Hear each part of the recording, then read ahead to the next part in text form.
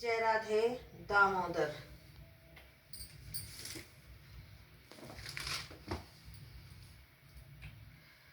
मैत्रेय जी बोले, हे विदुर जी, इस ज्ञान के सुनने के बाद देवहूति ने कपिल देव को दंडवत करके इस प्रकार प्रार्थना की कि हे प्रभो, आपके उपदेश से मेरा संसारिक माया मोह तथा कर्म जी के वियोग का दुख समाप्त हो गया है, अतः मुझे घृत आश्रम की इच्छा नहीं रही है।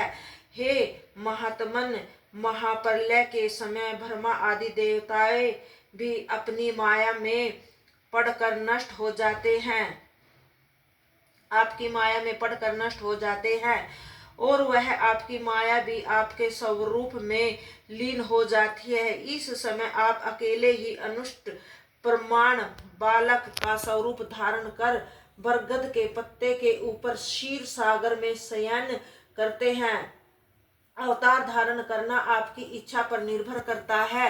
जिस प्रकार पहले आपने वाराह, मत्स्य, कच्छप, नृसिंह और वामन आदि अवतार धारण करके तथा अपने भक्तों को लीला दिखाकर गोलोक धाम को प्रस्थान किया था, उस प्रकार आपने मेरे गर्भ से प्रकट होकर मुझे ज्ञान दिया है। देवहूति द्वारा इस प्रकार प्रार्थना किए जाने पर कपिल देव जी ने प्रसन्न होकर कहा कि हे माता, तुम इस ज्ञान को सूर्य के समान प्रकाशवान एवं आयतन उत्तम जानो। जिस प्रकार सूर्य के प्रकाश के सम्मुख अंधकार समाप्त हो जाता, उसी प्रकार इस ज्ञान के प्राप्त होने पर मनुष्य का ज्ञान दूर हो जाएगा। गुरु, ब्राह्मण, साधु, वैष्णव तथा हरि भक्तों को ही यह ज्ञान बताना। अधर्मी, मूर्ख, चोर, लोभी, मिथ्याभाषी और जो मनुष्य गुरु तथा परब्रह्म परमेश्वर से विमुख रहे प्राय उपकार को न माने और गुरु की बात पर विश्वास न रखे, उसे यह ज्ञान कभी नहीं सुनना चाहिए। इतना वृत्तांत कहकर पुण्य कपिल देव जी बोले, हे माता, अब मैं गंगा सागर तीर्थ के किनारे पर जाता हूँ। तुम्हें जो भी चीज की कामना हो वह मुझसे मांग लो। यह सुनकर देवहूति के हाथ जोड़कर कहा कि हे भगवान, आपके समान त्रिभुवनपति को पुत्र रूप में पाने के कारण अब मुझे किसी भी दूसरी वस्तु के पाने की इच्छा नहीं है। देवहूति के यह वचन सुनकर प्रभु कपिल देव जी पूर्व दिशा की ओर चले गए।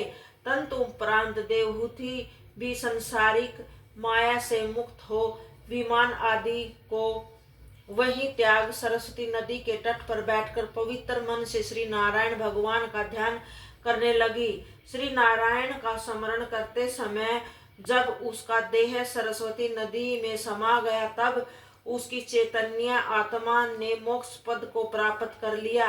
हे विदुर जी, जो कथा मैंने आपसे कही है, इस कथा को जो कोई मनुष्य एकांत चित्त से सुनेगा या कहेगा, वह जगत में मनो इच्छित फल प्राप्त करके अंत में मोक्ष को पद प्राप्त कर लेगा। जय गीता भागवत।